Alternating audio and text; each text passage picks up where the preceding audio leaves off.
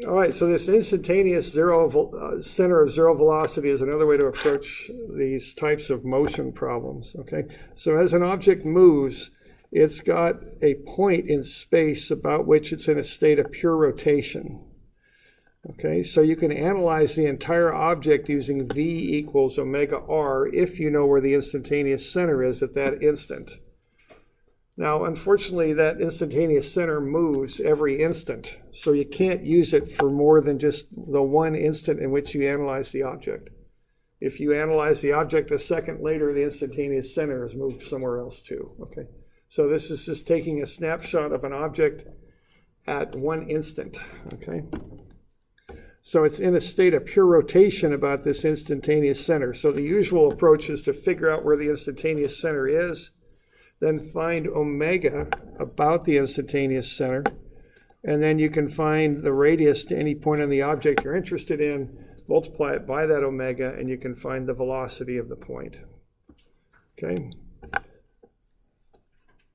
So if you find the velocity of a given point, you know the line that connects that velocity vector to the instantaneous center is perpendicular to the velocity, because that velocity is in a state, or that point is in a state of pure rotation about the instantaneous center. You could think of the instantaneous center as being like a pin joint, and this being a linkage. The velocity will be perpendicular like that. Okay? So you're just analyzing these for one instant is what you're doing. So if you know the velocity of point A, and you know what omega is, the rotational speed of the object about the instantaneous center, you can divide V over omega and find how far it is.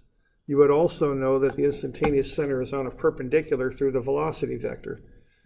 Okay, so that's one way to find the instantaneous center. If you happen to know the velocity of 2 points on the object, you can draw in perpendicular lines to the velocity vectors and intersect them, just geometrically. Where they intersect will be the instantaneous center. If the 2 points on the object happen to both lie along this one radius line here, you can proportion in where the instantaneous center is. The instantaneous center will be the place where the velocity is 0. Okay? So there's a lot of ways you can find this instantaneous center. And this is probably best shown by example as opposed to just kind of conceptually describing this, okay? So why don't we look at a couple examples here. And I think the next page has one, 560. So let's say so that just shows kind of a diagram of an object moving through space. So let's say I've got a stick or something, I'm going to throw it, and I throw it underhand and I put some backspin on it, you know, just kind of like that, kind of like you throw a horseshoe or something like that. Here's what's happening with that object. All right, if I look at that, what I'm doing is I'm translating the object to the right. So what I've got there with those blue vectors is the translation of the object. So there and there, there and there, and there and there. So as that object's being thrown with that underhanded spin, it's translating to the right. But as it translates, it's also being rotated. So I can put those rotational vectors on there. So here, as it's spinning, those opposite ends of the object will rotate different directions. Here they'll rotate different directions. Here they'll rotate different directions, okay? Now, if you add those up like vectors, you can get the net velocity of any point on the object. So here it'll be short, here it'll be longer, but both those will be horizontal. Here's the vector sum of that rotation. The vector sum of these two vectors. Here's the vector sum of the other two vectors. Okay, same thing here. Vector sum right there, vector sum right there. So in the second and third one, the vector sums are equal for both of the points? Yeah, I think they would be, yes, because the red vectors have the same magnitude, yeah. And the angles would be the same, yeah, the vector sums would be the same. So on the ones there, The magnitude of it would be. yeah, right, the magnitude of the vectors would be the same, right? All right, so if you want to figure out where the instantaneous center is for these cases, for this one, you find perpendiculars to that net velocity vector and intersect them up in space. There's the instantaneous center up above the object there. Same thing with this. I'd find perpendiculars to the net velocity vectors because the whole object can be said to be rotating about that point.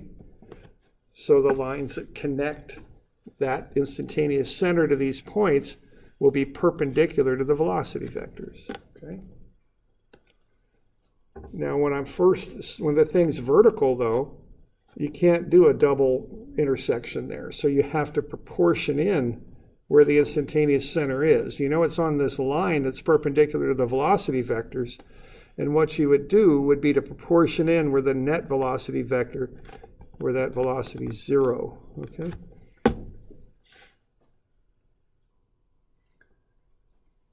So this is how you'd work with this. If you've got the velocity of 2 points on that object, you can then work your way into where the instantaneous center is, okay? That's the idea.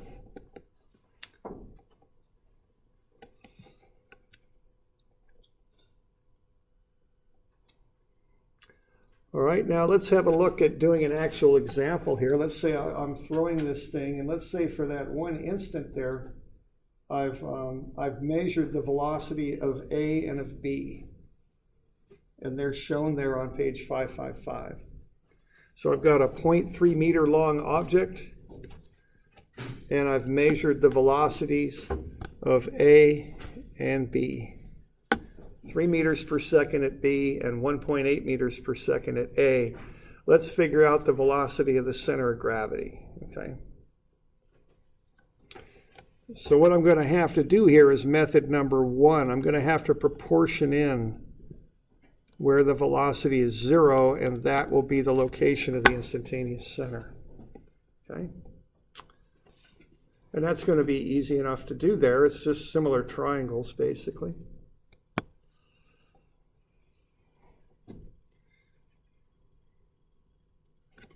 So what I'm going to do, I'm going to say 3 meters per second, right there, is to the r, that distance from the instantaneous center to B,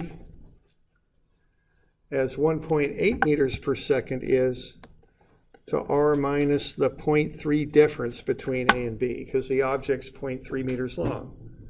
So the distance from the instantaneous center to B will be 0.3 meters more than the distance from the instantaneous center to A. So I can proportion that out, and I'm using the velocity to the distance as my proportion. So 3 meters per second is to r, as 1.8 meters per second is to r minus 0.3. And I can work my way down and find what r is. It's 0.75 meters. So I just set up that proportion and I cross multiplied, so I get 1.8 r is 3 times r minus 0.3. So 1.8 r is 3r minus 0.9.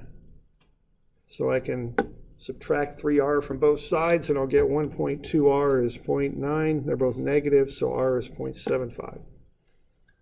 So that's where the instantaneous center is located, 0.75 meters up above point B. So I'm just proportioning that in because the lines that join points A and B to the instantaneous center, they're the same line. So I can't do a geometric intersection. I've got to proportion it in. So that's 0.75 meters. There we go. So that's job number 1, is to figure out where the instantaneous center is. Okay.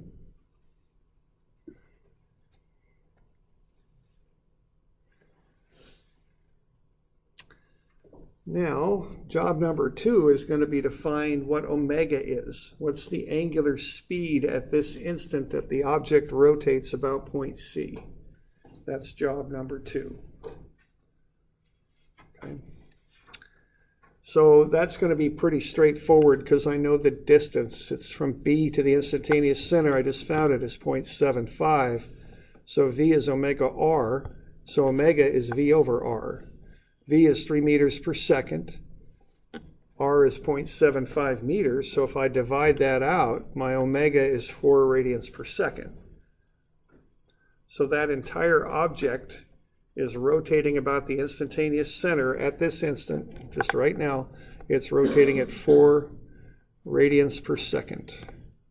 So sometimes I think about these problems as being an object rotating about a pin joint. I think of there being like a rod that's welded onto that object that connects it up here to the instantaneous center. That's a set pin joint. The whole thing's rotating at 4 radians per second. I mean, obviously that's not what's really happening, but it helps me to visualize it and solve it, you know. So I know the velocity of B is 3 meters per second. I know the distance is 0.75 meters, so I can divide that out and get omega. It's 4 radians per second. Okay.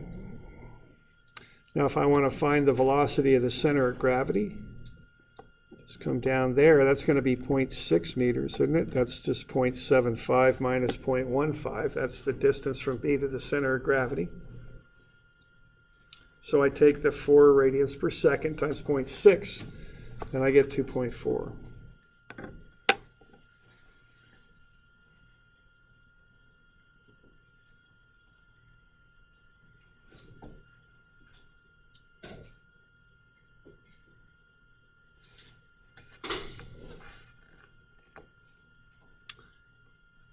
So we doing all right with that?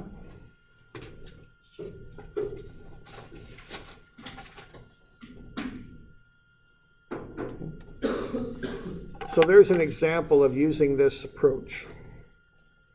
Now you could do this with relative velocity too. I really don't know of an advantage to any one method over the other. They're both viable, you know, they both work fine for different situations as far as I can tell. I don't even know if one's faster than the other. You know, there's different aspects to the two approaches.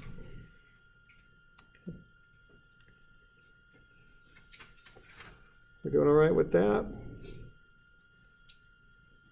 Okay.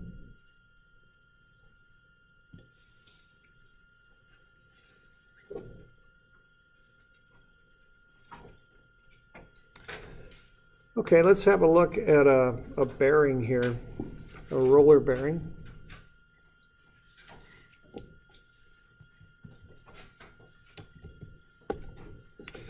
So let's say you've got the crankshaft of an engine here that's spinning. That's going to fit into the motor.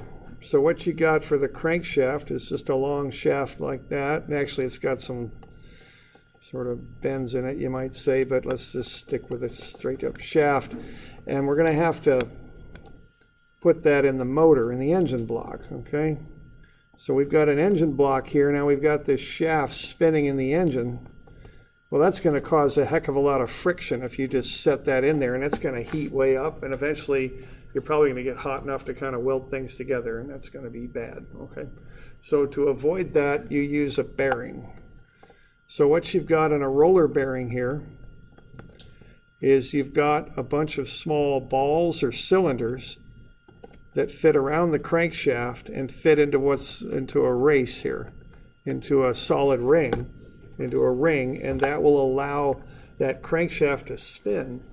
As the crankshaft spins, all of those little roller bearings spin too, and you don't get all the friction built up that you would if you didn't have these things, because they're spinning.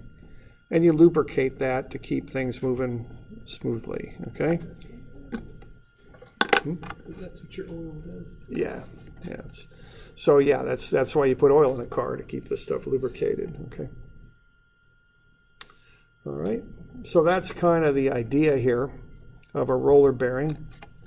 You know, you could look one up in the images in Wikipedia if need be.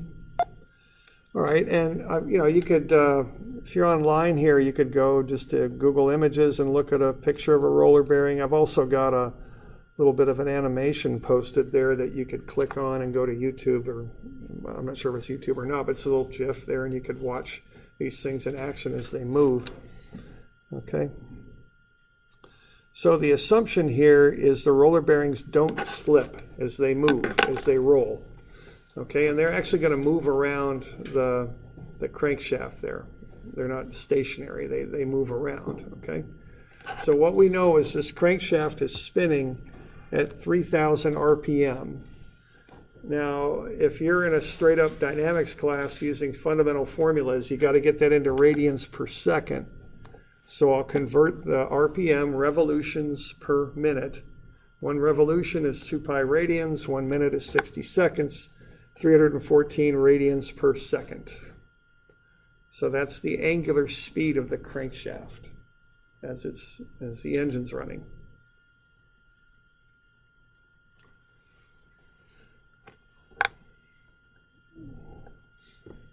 So we can find the velocity of the shaft perimeter, which is omega r.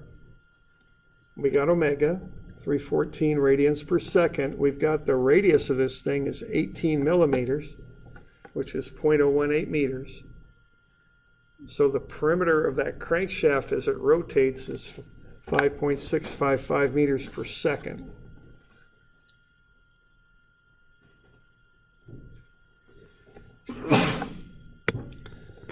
Okay, now we'll assume that the bearings don't slip. So omega is then V over R. Okay? So those bearings, as they move around, we're assuming they act like a wheel that doesn't slip.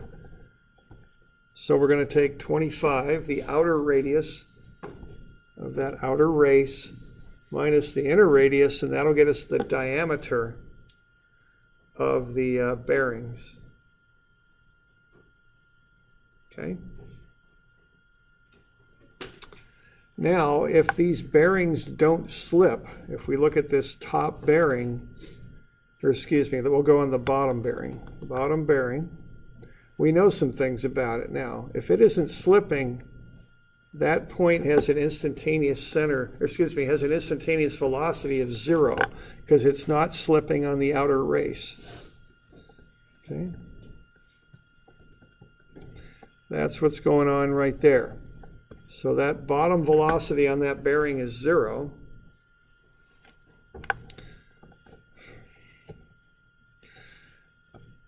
The top velocity is going to equal the perimeter velocity of the crankshaft. So V is 5.655. Okay.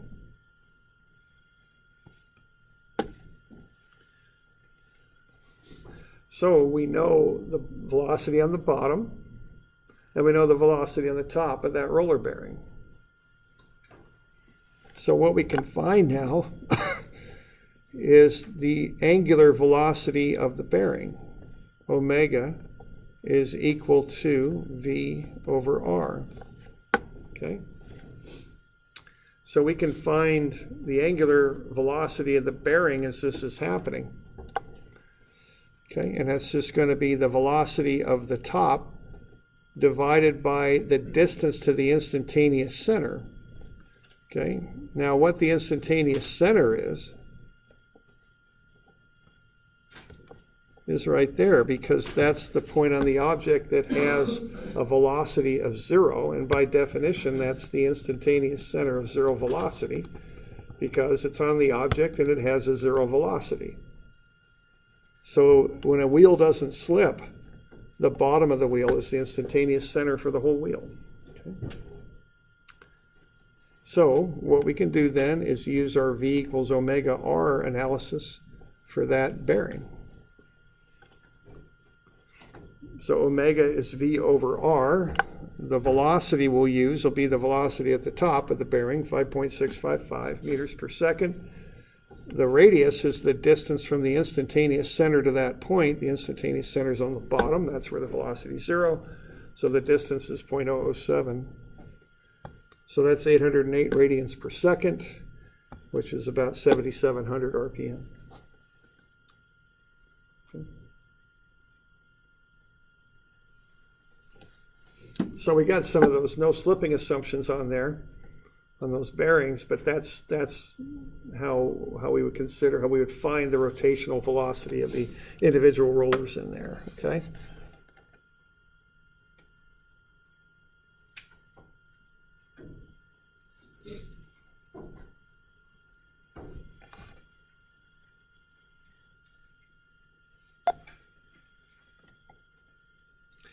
All right, and we just, here in class, just had a look at that GIF there, this dynamics roller bearing demo. So, have a look at that if you're online. It might help you visualize what we were just talking about there. All right, now let's look at one other example of this instantaneous center method, and we'll go back to that linkage problem again, and we'll do it again because it's so much fun. Let's do it one more time, okay? So what we're going to do, we're going to work our way from A to B to C, just like we did before. And I'm on page, I think it's 570 now. And we're just going to use instantaneous center now to find the velocity of C. So on your homework, I want you to do these problems as I'm request you to do them on the problem statement. But on a test, if I give you a linkage problem, which I probably will, you can solve it any dang way you want. Doesn't matter to me, okay? So just find the method that works for you and stick with it. Okay, so what we want to do now, again, is find the velocity of this point, the same problem we were working on earlier.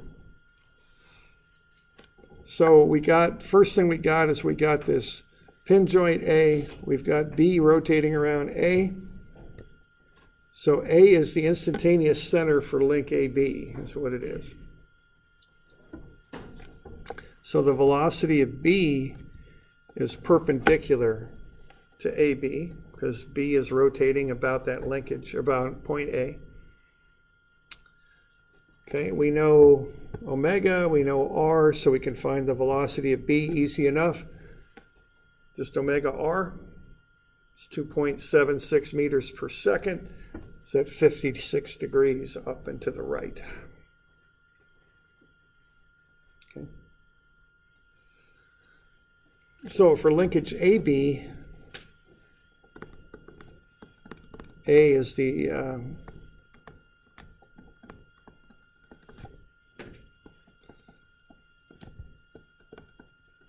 instantaneous center. So A is the IC for linkage AB. Okay.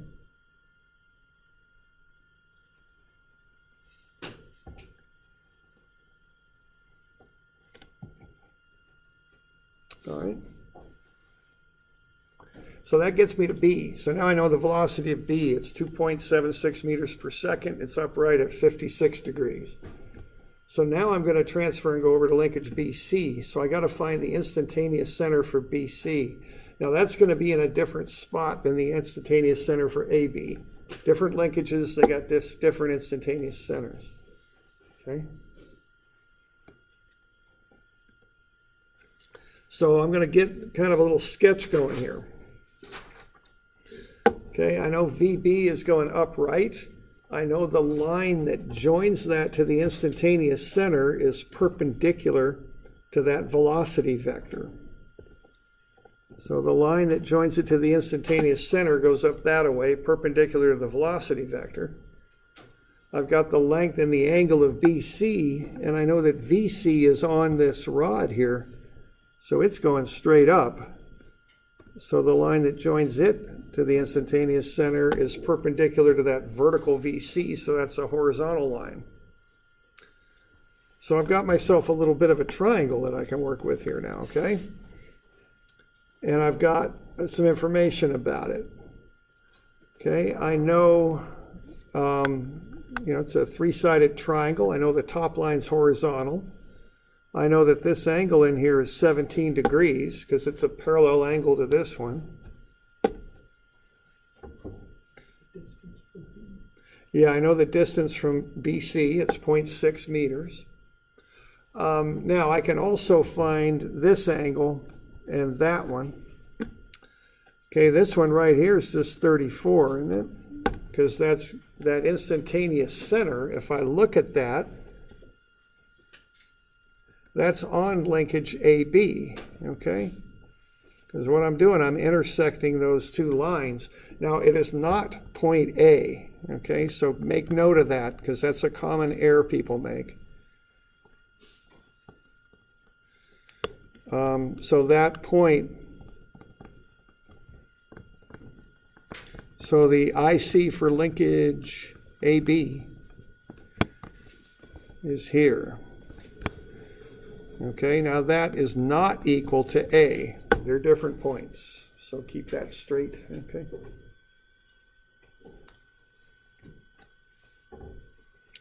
So I know I got 17 degrees there. I know I've got 34 up there. Now I would like to find this last angle, and there's a couple of ways to do it. I can take 180, because that's the number of degrees in a triangle. Take away 34 and 17. And what, I get 51. So I think I got 129 degrees left, if I'm not mistaken. Okay.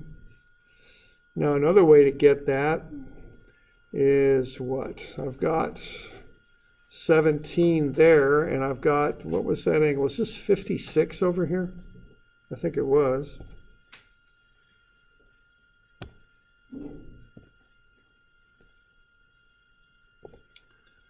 I think that's 56, the total. So if I take 56 minus the 17, I'm going to get something pretty exciting, which ought to be about 39. No, I think I'm good. 39. I'm just switching the 7 and 6. So yeah, 39, and then I've got a 90 over here. So 90 plus 39, that'll get me 129 also. Okay. So either way, I can get that. Okay. So that internal angle there is 129. So I got 3 angles and a side on a triangle, and that's enough to figure it out. So I can do the geometry and figure out that triangle. And this is the challenge of doing the IC method on these linkage problems, is you got to be comfortable doing the geometry. Okay. So I've got 129, 34, and 17. I got a 0.6 meter side there. Now, what the law of sines tells me is that sine of the angle alpha over the side A is equal to the ratio of sine beta over B, which is equal to the angle of sine gamma over C. Okay, that's what the law of sines will tell you. And that's based on just that'll excuse me, that'll work for any triangle you want. Okay, so what we've got here is alpha and A, beta and B, gamma and C. All right. So you're taking the ratio of an angle in the opposite side. Now I know this is kind of a handy thing to have, so I've got that on your formula sheet on the back, except that I invert it, okay? Because I want the unknowns on the top. It's just easier algebraically to solve for them. So rather than going sine angle over side, I go side over sine angle. They're still equal. It all works out.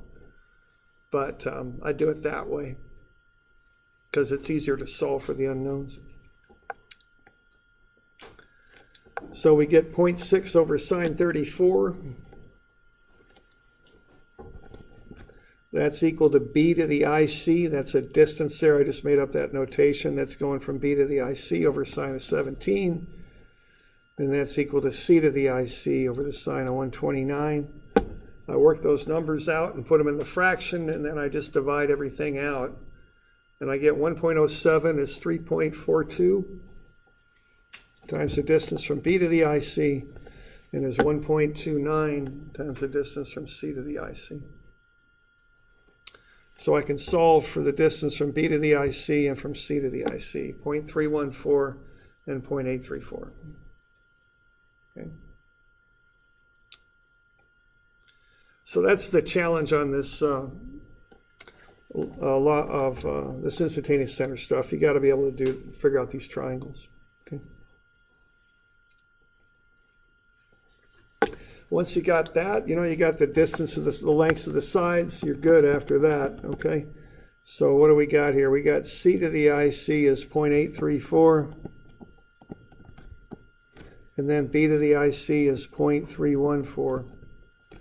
And we know this velocity right here, VB, is 2.76. And we know the instantaneous center is right there. Now keep in mind that is not A, and I'm bringing this up because I've seen people do this a number of times. That ain't A, okay? It's right here. It's on the linkage AB, but it's not A. Barring a real coincidence, it's probably not A, okay? So don't do it that way.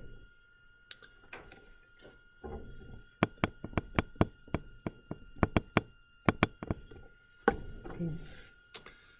So now you just take the velocity of B times omega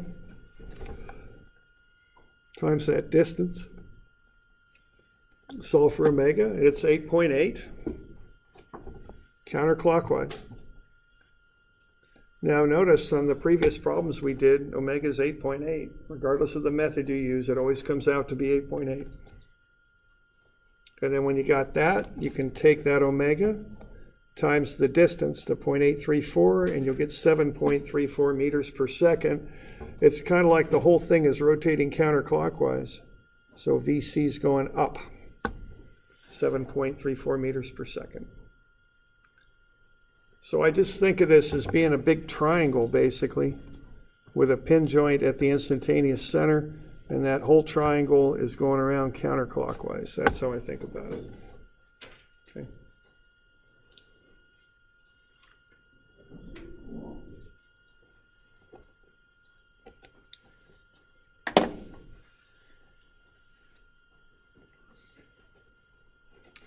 So we're doing all right with that? It's another way to do a linkage problem, okay?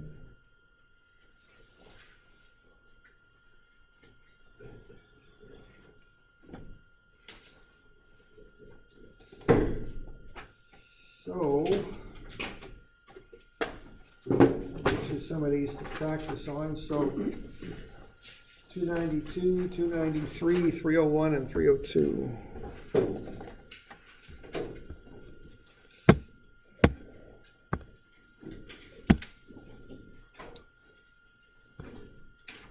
This will be Friday. Yeah, these will be due Friday.